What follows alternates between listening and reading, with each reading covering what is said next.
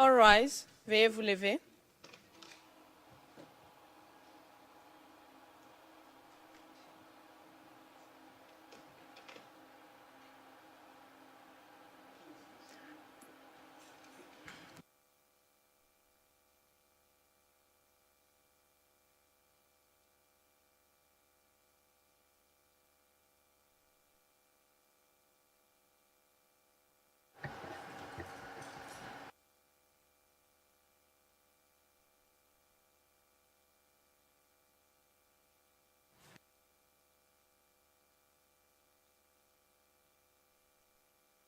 Case. La situation en République du Kenya dans l'affaire le procureur contre William Samoei Ruto et Joshua Arap Sang, ICC 0109-0111. Nous sommes en audience publique, Monsieur le Président. I would like to introduce myself.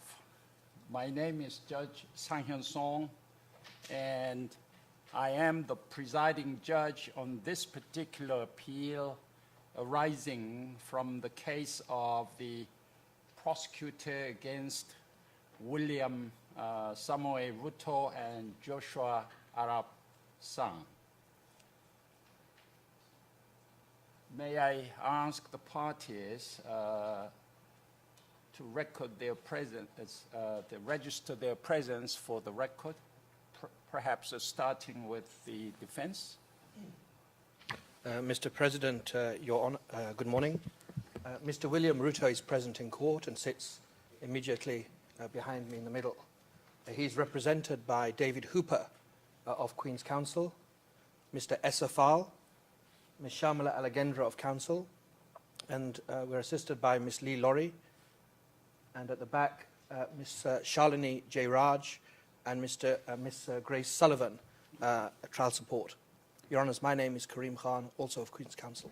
You are, your group represent both Mr. Ruto and Mr. Sang?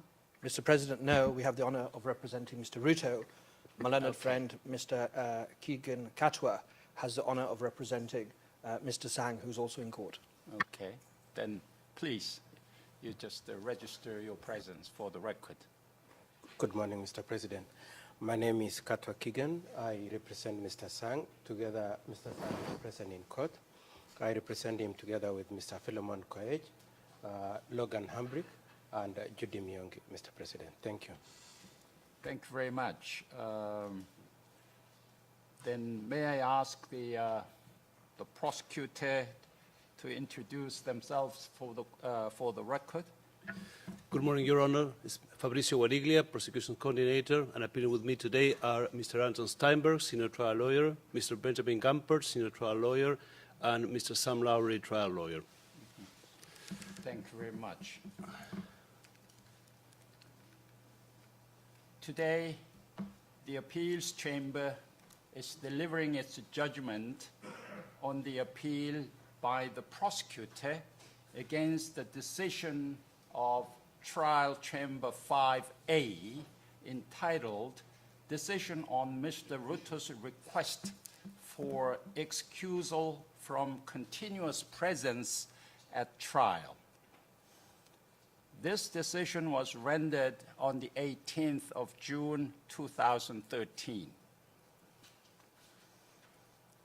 In today's summary, I will refer to this decision as the impugned decision.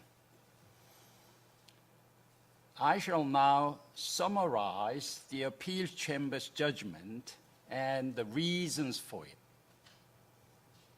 This summary is not a part of the written judgment, which is the only authoritative account of the Appeals Chamber's rulings and reasons. The written judgment will be made available to the parties at the conclusion of this hearing. The judgment is unanimous, with a separate opinion by Judge Eric Kurula and Judge Anita Ushaska, which I will also briefly summarize in the end. I shall start with the brief procedural history.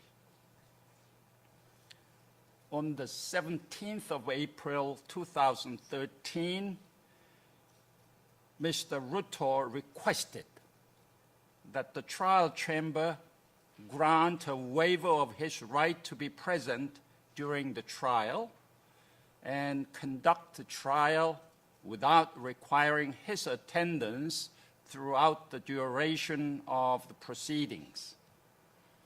The prosecutor and the participating victims opposed this request.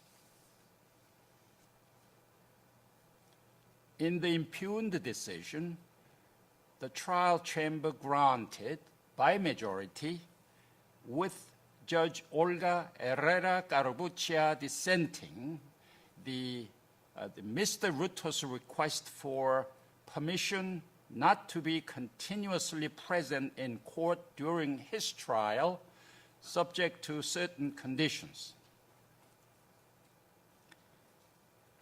The impugned decision specified certain hearings for which Mr. Ruto must be physically present in the courtroom and indicated that his absence from the trial at other times must always be seen to be directed towards the performance of his duties of state.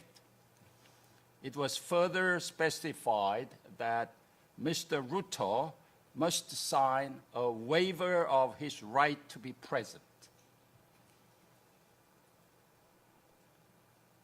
Further to an application from the prosecutor on the 18th of July 2013, the trial chamber granted leave to appeal the following two issues. The scope of the requirement under Article 63, paragraph 1, that the accused be present during the trial, and whether or to what extent the trial chamber has a discretionary power to excuse an accused from attending most of the trial, and whether the test for an excusal of the accused developed by the trial chamber is supported by the applicable law.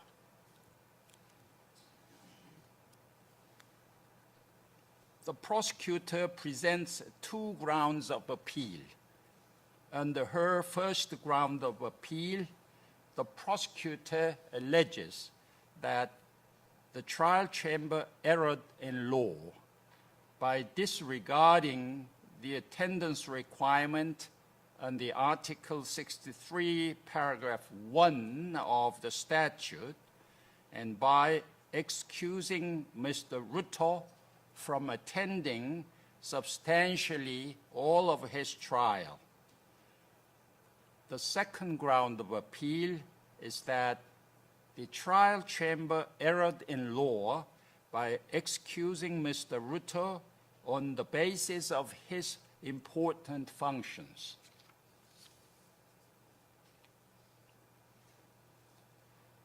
The initial question which arises in the present appeal is whether Article 63, paragraph 1 of the Rome Statute is absolute in its terms, such that any absence of an accused person during the trial would result in a violation of that article, or whether the provision allows the trial chamber some measure of discretion to excuse an accused person in certain circumstances from attendance during the trial.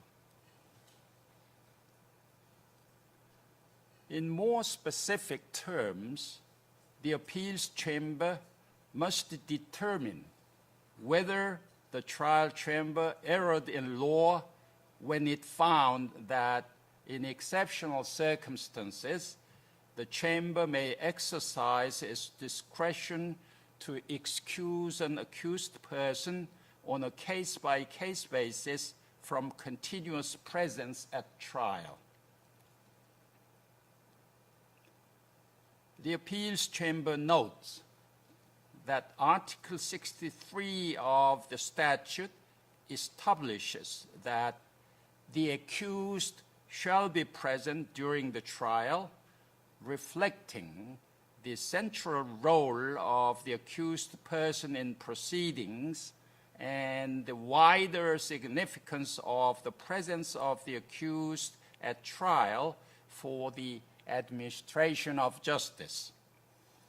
The accused person is not merely a passive observer of the trial, but the subject of the criminal proceedings and as such an active participant therein. However, the Appeals Chamber is not persuaded by the prosecutor's argument that a literal, contextual, and teleological interpretation of Article 63 of the statute shows that the removal of a disruptive accused is the only exception to the requirement that the accused shall be present during the trial. In view of the rationale of Article 63 of the statute, and given the complex nature of trials of international crimes, the interpretation of Article 63, paragraph 1 of the statute, advanced by the prosecutor, would prove to be unduly rigid. The Appeals Chamber considers that a measure of flexibility in the management of proceedings in such circumstances accords with the duty of the trial chamber to ensure that a trial is fair and expeditious and is conducted with full respect for the rights of the accused and due regard for the protection of victims and witnesses under Article 64, paragraph 2 of the statute. The Appeals Chamber further notes that a trial may be continued in the absence of the accused in accordance with the Article 63, paragraph 2 of the statute, when he or she continuously disrupts the trial. The Appeals Chamber considers that the fact that a continuously disruptive accused person may be excused from the courtroom against his will supports the conclusion that an excusal may be permissible if the accused voluntarily waives his or her right to be present. It may further be observed that the travaux préparatoires show that although a number of exceptions to the requirement of the accused's presence at the trial, other than that set out in Article 63, paragraph 2 of the statute, were discussed and ultimately deemed unnecessary, the question of whether an accused person could be excused from attending the trial in circumstances where he or she was in principle present for the trial but had waived the right to be present was not explicitly addressed. However, it is noteworthy in this regard that during the Rome Conference, more peremptory language, I quote, "The trial shall not be held except in the presence of the accused and his lawyer," the end of the quote, was considered but not adopted. The appeals chamber finds that part of the rationale for including Article 63, paragraph 1 of the statute was to enforce the right of the accused to be present at trial, and in particular, to preclude any interpretation of Article 67, paragraph 1D of the statute that would allow for a finding that the accused had implicitly waived his or her right to be present by absconding or failing to appear for trial. Therefore, the appeals chamber considers that Article 63, paragraph 1 of the statute does not operate as an absolute bar in all circumstances to the continuation of trial proceedings in the absence of the accused. Accordingly, the appeals chamber concludes that the trial chamber did not err in law when it found that in exceptional circumstances, the chamber may exercise its discretion to excuse an accused person on a case-by-case basis from continuous presence at trial. The appeals chamber will next address the question as to whether the trial chamber properly exercised its discretion in the circumstances of the present case. The trial chamber held that the exceptional circumstances that would make an excusal reasonable would include situations in which an accused person has important functions of an extraordinary dimension to perform. The trial chamber then found that the functions of the Deputy President of Kenya meet these requirements and excused Mr. Ruto from attending all of the trial with the exception, inter alia, of the opening and closing statements, the presentation in person of the views and concerns of victims, the delivery of judgment, and any other attendance directed by the trial chamber.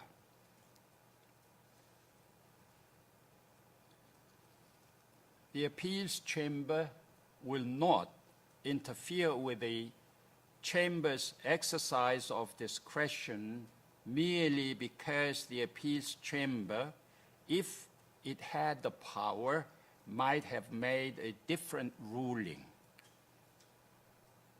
The appeals chamber's functions extend to reviewing the exercise of discretion by a chamber to ensure that it was done properly. It will interfere with the chamber's exercise of discretion only when it is shown that that determination was vitiated by an error of law, an error of fact, or a procedural error, and only if the error materially affected the determination. For the reasons that follow, the appeals chamber considers that the trial chamber did not properly exercise its discretion in the instant case.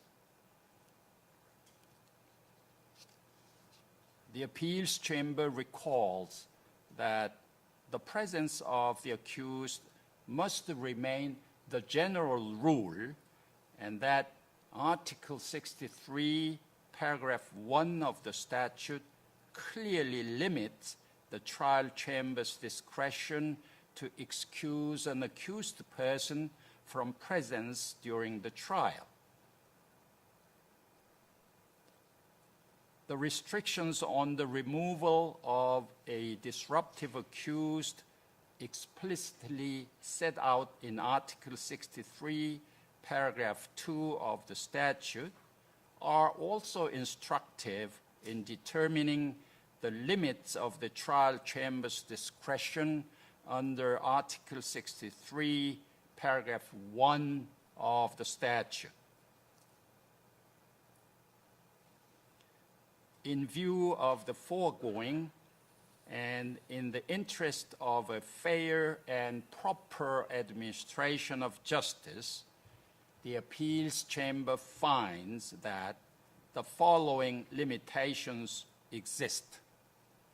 1, the absence of the accused can only take place in exceptional circumstances and must not become the rule. 2, the possibility of alternative measures must have been considered, including, but not limited to, changes to the trial schedule or short adjournment of the trial. 3, any absence must be limited to that which is strictly necessary. 4, the accused must have explicitly waived his right to be present at trial. 5, the rights of the accused must be fully ensured in his or her absence, in particular through representation by counsel. And 6, the decision as to whether the accused may be excused from attending part of his or her trial must be taken on a case-by-case basis with due regard to the subject matter of the specific hearings that the accused would not attend during the period for which excusal has been requested. The Appeals Chamber finds that the trial chamber in the present case interpreted the scope of its discretion too broadly and thereby exceeded the limits of its discretionary power. In particular, the trial chamber provided Mr. Ruto with what amounts to a blanket excusal before the trial had even commenced, effectively making his absence the general rule and his presence an exception. Furthermore, the trial chamber excused Mr. Ruto without first exploring whether there were any alternative options. Finally, the trial chamber did not exercise its discretion to excuse Mr. Ruto on a case-by-case basis at specific instances of the proceedings and for a duration limited to that which was strictly necessary. In the above circumstances, the Appeals Chamber deems it appropriate to reverse the impugned decision.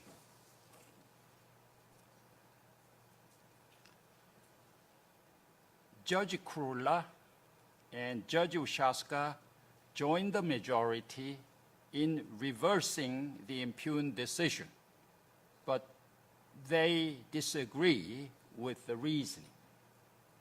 In particular, they disagree with the conclusion of the majority that the trial chamber did not err in law when it found that in exceptional circumstances, the chamber may exercise its discretion to excuse an accused person on a case-by-case basis from continuous presence at trial.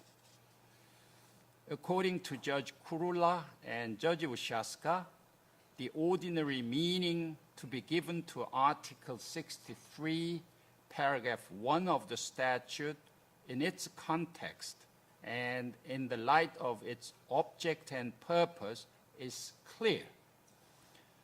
The accused person is required to be present during the trial.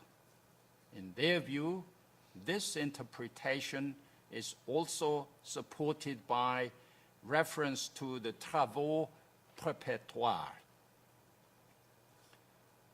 Judge Kurula and Judge Ushaska would have found that the trial chamber erred in law when it found that Article 63, paragraph 1 of the statute does not impose a duty on the chamber. They recall that pursuant to Article 21, paragraph 1 of the statute, the trial chamber is bound to apply in the first place this statute, elements of crimes, and its rules of procedure and evidence.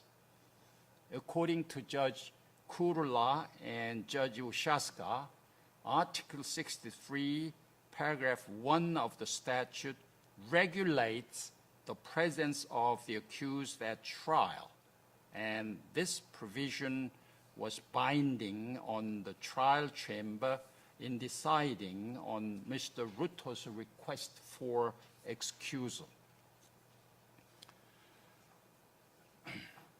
This concludes my summary of the judgment.